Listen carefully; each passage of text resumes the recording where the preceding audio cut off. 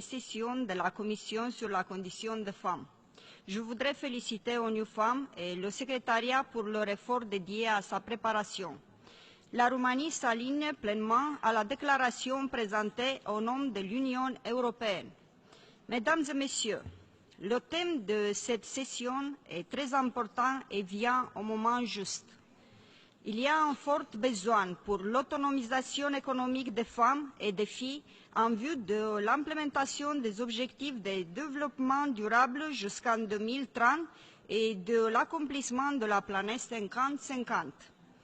Mesdames et Messieurs, à présent, en Roumanie, l'un des principaux défis de la promotion de l'égalité des sexes réside dans l'augmentation de la préparation des femmes sur le marché du travail, y compris les activités d'auto-emploi.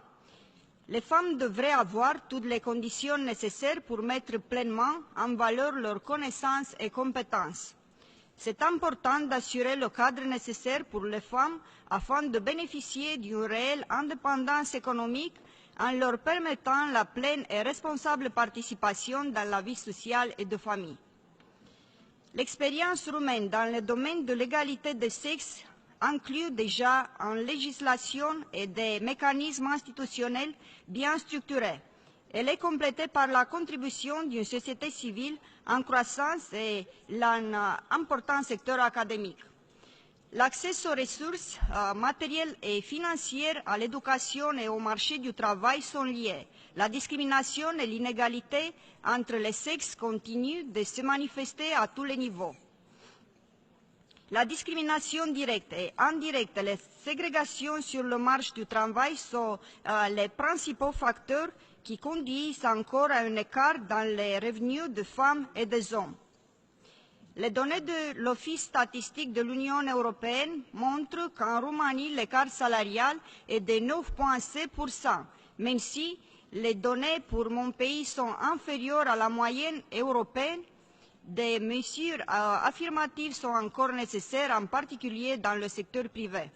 En Roumanie, les femmes se trouvent dans une situation vulnérable sur le marché du travail, principalement en raison du niveau de l'éducation, des périodes d'interruption de carrière, le développement insuffisant des services de garde des enfants et le coût inaccessible de nombreux services existants.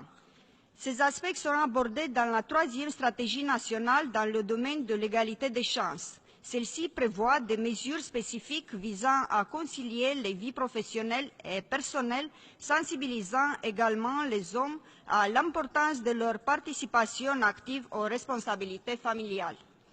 Mesdames et Messieurs, le cadre général de la législation, du mécanisme institutionnel, de l'engagement de la société civile et du suivi de la mise en œuvre de la législation contribue à l'autonomisation des femmes et des filles.